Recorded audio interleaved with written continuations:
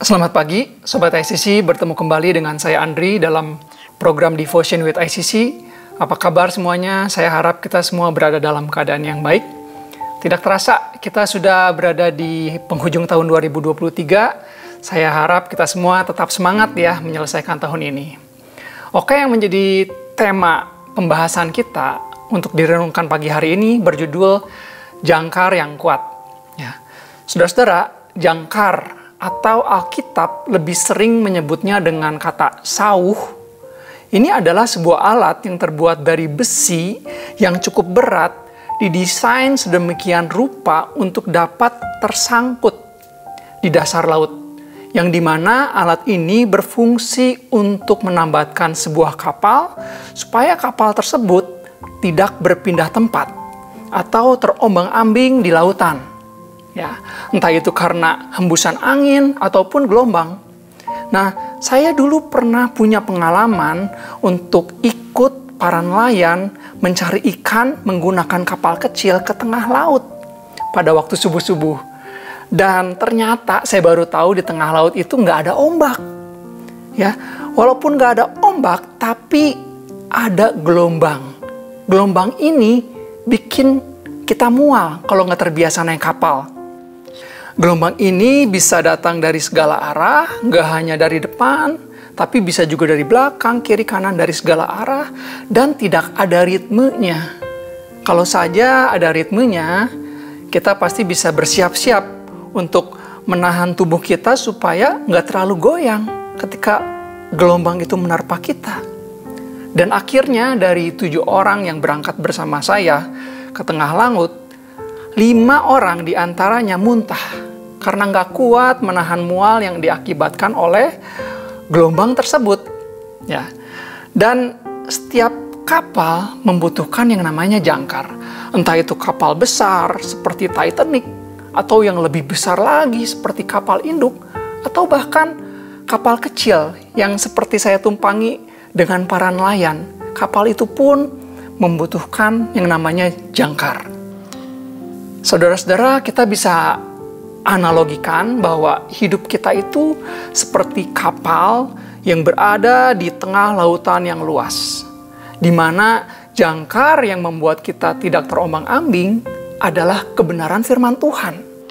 Dan setiap gelombang yang menerpa kita adalah hal-hal yang berada di luar kebenaran firman Tuhan, yaitu pengaruh-pengaruh yang bisa membuat kita menjauh dari Tuhan dan membentuk kita menjadi serupa dengan dunia ini.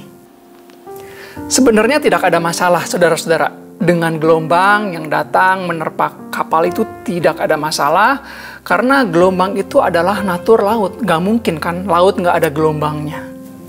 Yang jadi masalah adalah ketika kita menghadapi gelombang tersebut, kita tidak melabuhkan jangkar, sehingga kapal kita bisa hilang arah ataupun terbawa angin. Itu yang menjadi masalah. Kenapa saya membawa topik ini, saudara-saudara? Beberapa waktu yang lalu saya sempat berbicara dengan seorang anak muda, dan saya penasaran dengan apa yang dialami oleh dia pada saat ini. Lalu saya mengajukan beberapa pertanyaan. Begitu mengejutkan ketika saya mendengar bahwa di sekeliling kita saat ini banyak sekali orang yang tidak percaya kepada Tuhan. Banyak anak seusia itu sudah mencoba untuk membuat pemahaman sendiri tentang kehidupan dan membiarkan informasi-informasi dari sosial media lah yang memberikan pengaruh dalam membentuk pandangan hidup mereka. Wow, ini sangat mengerikan, saudara-saudara. Apabila manusia menundukkan dirinya kepada nilai-nilai yang berasal dari dunia ini. Karena apa? Karena nilai-nilai tersebut tidak ada dasar kebenarannya. Dan tujuannya hanya untuk mencari kesenangan dan kebahagiaan hidup yang fana. Contoh-contoh nilai yang berasal dari dunia. Zaman ini banyak sekali orang yang menentukan atau menilai orang lain hanya dari zodiaknya, tanpa perlu kenal lebih dulu.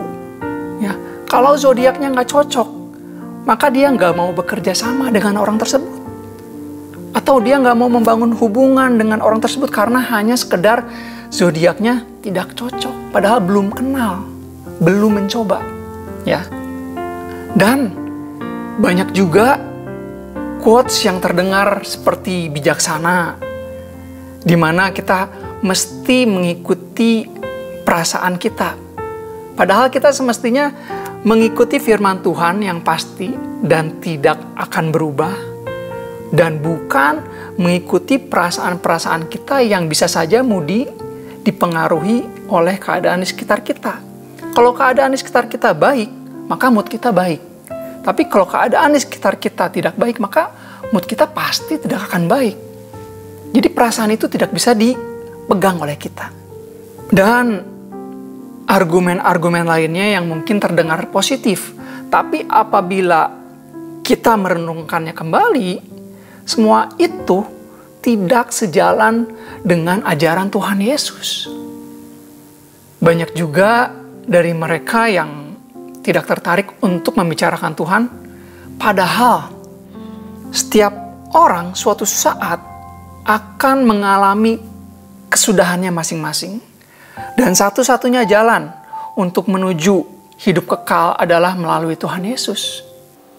Kata Yesus, "Akulah jalan dan kebenaran dan hidup. Tidak ada seorang pun yang datang kepada Bapa kalau tidak melalui aku." Yohanes 14 ayat 6. Tapi kenapa orang zaman sekarang, anak-anak muda tidak tertarik untuk membicarakan Tuhan? Padahal dia hanya satu-satunya jalan. Perbedaan antara zaman dulu dengan zaman sekarang, kalau dulu apabila kita ingin mencari informasi, kita ingin mencari berita, kita harus aktif mencarinya dengan membeli koran, membeli majalah, menonton TV yang hanya ada beberapa channel saja, mungkin TVRI, TPI, gitu ya, dan beberapa teman-temannya. Dan hanya ada di waktu-waktu tertentu. Berita-berita itu, informasi-informasi itu tidak tersedia di sepanjang waktu. Hanya ada di waktu-waktu tertentu ketika berita itu diberitakan, sama halnya juga dengan radio. Ya, tapi sekarang kita hidup di lautan informasi akibat dari berkembangnya teknologi, di mana kita memiliki akses terhadap sumber informasi kapanpun, dimanapun, entah kita berada di luar rumah, entah kita berada di taman atau dimanapun kita berada, tidak harus berada di rumah atau di kantor, kita bisa tetap mendapatkan informasi. Dan setiap hari ada ribuan informasi yang datang, mulai dari sosial media, media kirim pesan, email, dan sebagainya. Itu semua tidak kita cari, namun menghampiri kita dengan sendirinya.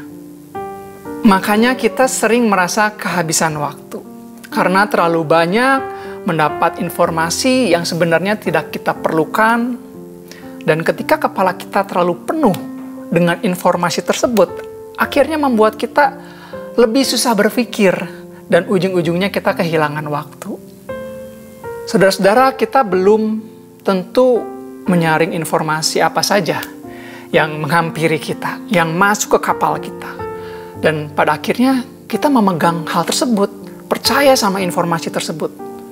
Yang sering terjadi, kita adalah kurang berhati-hati, menyerap semua informasi yang datang kepada kita dan membiarkan pengaruh yang timbul dari informasi tersebut membentuk kita, mengubah kita, sehingga lama-lama kita menjadi seperti apa yang dunia ini inginkan. Dan sebenarnya hal itu bertentangan dengan kehendak Tuhan. Ini poin penting untuk kita perhatikan bersama. Dunia kita saat ini sedang menuju arah yang berlawanan, ya, dengan Tuhan. Saya ulangi, dunia kita sedang menuju arah yang berlawanan dengan Tuhan. Jadi kita tidak bisa begitu saja menerima informasi dan keyakinan yang beredar di masyarakat. Tidak seharusnya kita meninggikan pendapat dari seorang artis atau atlet yang kita gemari, atau mungkin ilmuwan atau jurnalis, politisi, siapapun yang kita pandang. Tidak seharusnya pendapat populer mereka berada posisinya di atas firman Tuhan. Saudara-saudara, sebagai orang Kristen, kita memang berada di dunia ini. Kita bernafas di bumi ini. Tetapi kita tidak berasal dari dunia ini. Ya, kita sudah ditebus oleh Tuhan Yesus dan roh lahir baru kita sudah dimiliki. Membuat kita seharusnya bisa berbeda dengan pendapat-pendapat orang sekitar kita.